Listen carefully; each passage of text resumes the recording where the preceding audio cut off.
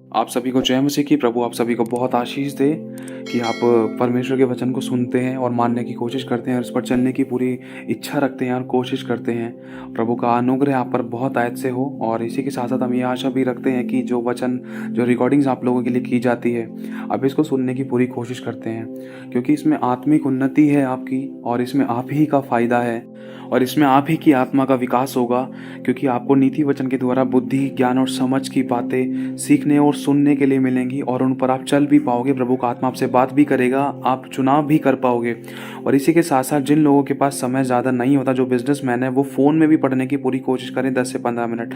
लेकिन अगर आपके पास समय है तो इसको भी सुनने की पूरी कोशिश करें, या फिर अपने घर पे पवित्र बाइबल का नीति वचन एक एक अध्याय तारीख के हिसाब से पढ़ना शुरू करें। 26 तारीख है, नीति वचन 26 अध्याय पहली आयत से लिखा है, धूप काल में हिम का और कटनी के समय जल का पड़ना, वैसा ही मूर्ख की महिमा भी ठीक नहीं होती।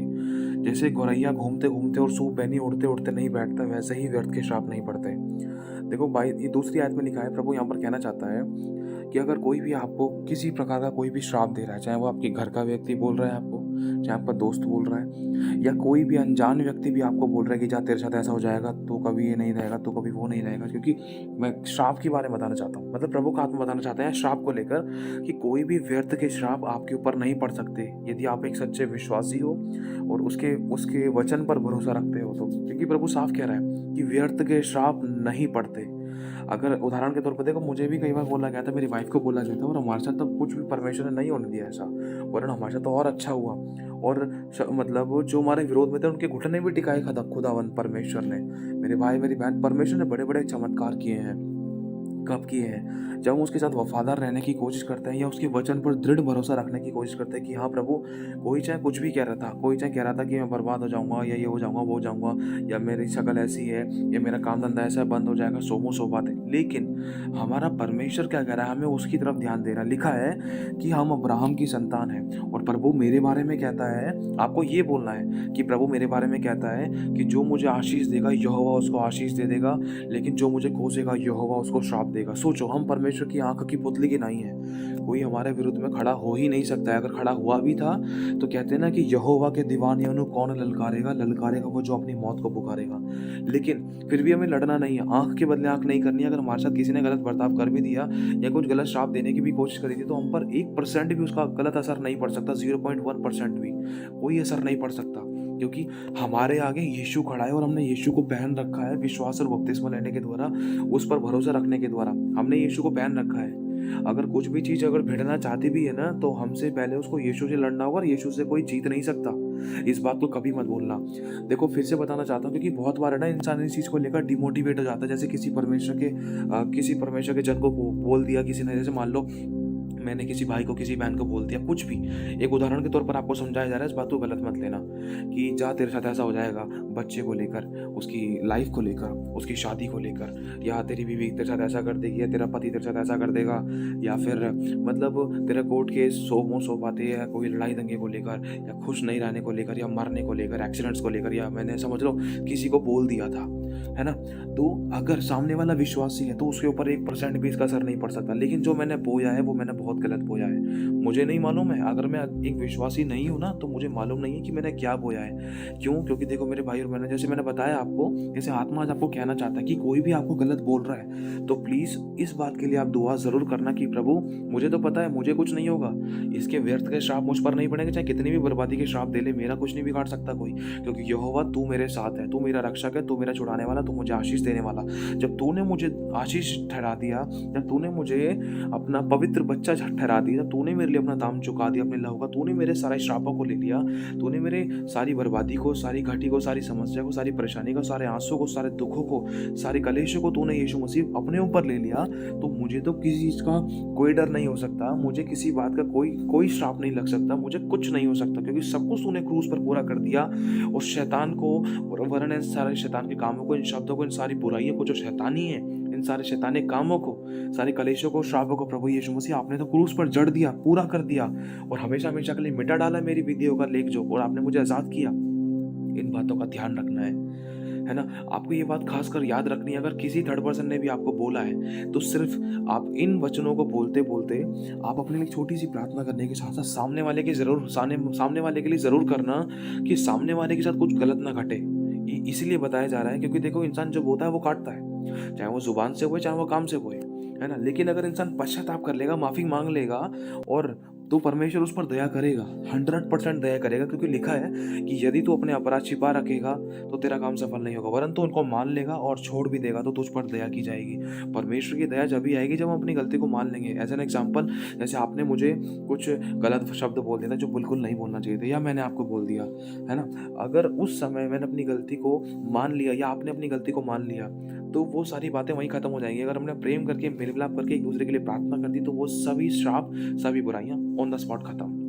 और अगर हम सही चल रहे हैं, अगर हमारा विश्वास खुदा पर है, खुदा के साथ है, खुदा के वचन पर है, खुदा के कलाम पर है, यीशु के लहू पर है, तो मैं कह रहा हूँ दुनिया की चाहे कितनी भी बड़ी ताकत हो, कितनी बड़ी ताकत आपको श्राप देने की कोशिश कर रही थी, चाहे घर का कोई भी था कि जा तेरे साथ ऐसा हो जाएगा, शादी को लेकर, ब्याह को लेकर, पैसे को लेकर, रोजगार को लेकर, शरीर को लेकर, तो 1% भी आपके ऊपर उस चीज़ का असर नहीं पड़ सकता। लेकिन जिसने आपको गलत श्राप दिया था या गलत श्राप दे रहा था या कोई भी था, कैसे भी था, आप उस व्यक्ति के लिए प्रार्थना ज़रूर करना कि उसके साथ कुछ गलत ना घटे। क्यों? क्योंकि उसने परमेश्वर की संतान मतलब आपको और मुझे, परमेश्वर के बेटा बेटी को श्राप देने की कोशिश करी थी। और परमेश्वर का वचन कहता है कि तू मतलब आप और मैं, हम परमेश्वर की आंख की पुतली है। प्रभु कह रहा है, देख तू मेरी आंख की पुतली है, जो तुझे छुएगा वो मेरी आंख की पुतली को छुएगा। मेरे भाई मेरी बहन, इसलिए सावधानी बरतना और सामने वाले व्यक्ति के लिए प्रार्थना जरूर करना कि प्रभु इसके पापों को क्षमा कर, इसने मुझे जो श्राप देने की कोशिश करी है, इसने मेरे को गलत बर्ताव करने की कोशिश करी है, इसको नहीं पता कि मैं किसका बेटा हूँ या मैं किसकी बेटी हूँ, उसको क्षमा कर प्रभु, उसके साथ कुछ गलत ना होने पाए। क्योंकि देख यीशु तूने मुझे यही सिखाया है। ध्यान रखना, हमें घमंड के साथ ये नहीं कहना है कि जा तेरे साथ ऐसा हो जाएगा, अरे मेरे को कुछ नहीं हो रहा, तेरे को साथ ही होगा। नहीं, अगर हमने बोल दिया कि जा तेरे साथ ही हो जाएगा, कहीं तेरे साथ ही होगा, तेरे ऊपर पड़े, ये पड़े, तेरे ऊपर तेरा श्राप पड़े, जो तूने मुझे दिया वो तुझ पर पड़े, नहीं, ऐसे नहीं करना है। आंख के बदले आंख नहीं करनी है, तो उस समय खुदा भी मदद नहीं कर सकता, ना तो सामने वाले की ना अपनी। ध्यान रखना, हमें गलत नहीं बोलना है। अगर सामने वाले ने कह दिया तो उसी समय हमको आशीष देनी, क्योंकि साफ लिखा है, यदि कोई तुझे श्राप दे, तुझे कोसे, तो तू उसको आशीष दे, शत्रु से प्रेम कर। यही वो समय होता है जब हमें प्रेम करना जरूरी है। ठीक है, बहुत जरूरी है। और सामने वाले के लिए प्रार्थना जरूर करनी है, प्रभु उसको माफ कर दे, वो नहीं जानता। मैं कह रहा हूँ अगर सामने वाला हजारों बार भी श्राप दे रहा था, तो हमें हजारों बार ही उसको अपने मुंह से आशीष देनी है। एक ना एक बार तो उसका कठोर हृदय नम्र होगा और उसके घुटने टिकेंगे, और खुदा उसके मुख के द्वारा आपकी महिमा भी कराएगा, उसके मुख के द्वारा आपके साथ मेल मिलाप भी कराएगा। वो खुद आपके आगे इस बात को बोलेगा कि हाँ, तेरे अंदर मसीह का आत्मा है, तू मसीह का जन है, तू सच्चा मसीह, तू सच्चा क्रिश्चियन है। क्यों? क्योंकि तूने बुराई के बदले बुराई नहीं करी, तूने श्राप के बदले श्राप नहीं किया। सच में तो जिस खुदा को मानता है वो सच्चा खुदा है। वो खुद, मेरे भाई मेरी बहन, वो खुद सामने वाला व्यक्ति जो आपके साथ गलत बर्ताव कर रहा था, श्राप दे रहा था, उसके घुटने खुद टिकेंगे। तो आइए हम आगे बढ़ते हैं। और लिखा है, जैसे गोरैया घूमते घूमते और सूप बहनी उड़ते उड़ते नहीं बैठते, वैसे ही व्यर्थ श्राप नहीं पड़ते। घोड़े के लिए घोड़ा, गधे के लिए बाघ और मूर्खों की पीठ के लिए छड़ी है। मूर्ख को उसकी मूर्खता के अनुसार उत्तर ना देना, ऐसा ना हो कि तू भी उसके तुल्य ठहरे। अभी ना अचानक आत्मा में प्रभु ने एक चीज डाली है। मेरी वाइफ को किसी ने कहा था कि मैं तुझे कोर्ट में घसीटूंगा। एक तरीके से ना ये भविष्यवाणी करी थी, समझ रहे हैं इस बात को। लेकिन हुआ क्या, उससे कुछ टाइम बाद ही उनकी बेटी का कोर्ट केस हुआ और उनकी बेटी को परमेश्वर ने मेरी वाइफ के साथ कांटेक्ट कराया, पता चला, और उनकी बेटी के लिए प्रार्थना की गई और उनकी बेटी परमेश्वर के भवन में आई और उनकी बेटी का जो कोर्ट केस था वो प्रार्थना के द्वारा खत्म हुआ।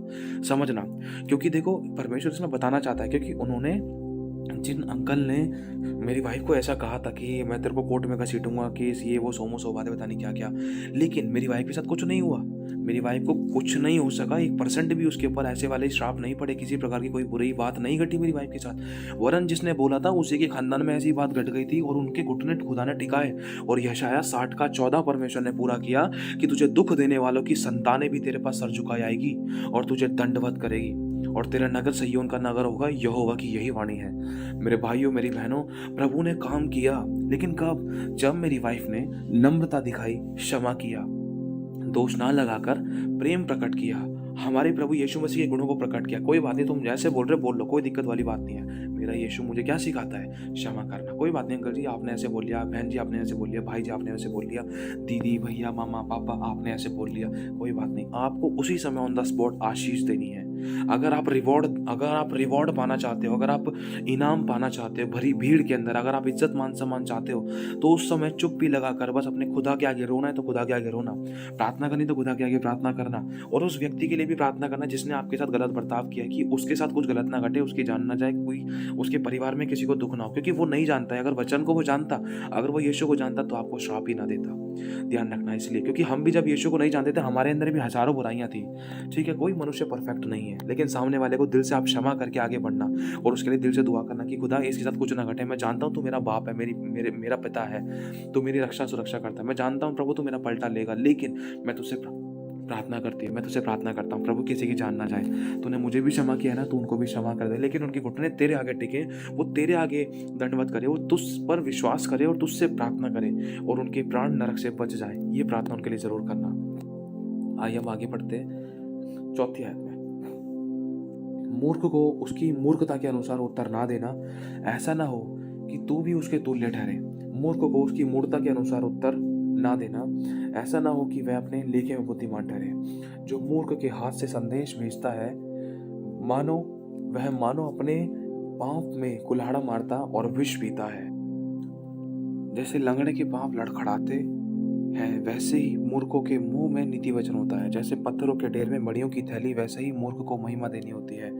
जैसे मतवाले के हाथ में कांटा गड़ता है, वैसे ही मूर्खों का कहा हुआ नीति वचन भी दुखदाई होता है। जैसे कोई तीरंदाज जो अकारण सबको मारता है, वैसे ही मूर्खों व बटोहियों का मजूरी में लगाने वाला भी होता है। जैसे कुत्ता अपनी उल्टी को चाटता है, वैसे ही मूर्ख अपनी मूर्खता को बार बार दोहराता रहता है। यदि तू ऐसा मनुष्य देखे जो अपनी दृष्टि में बुद्धिमान बनता हो, तो उससे अधिक आशा मूर्ख से है।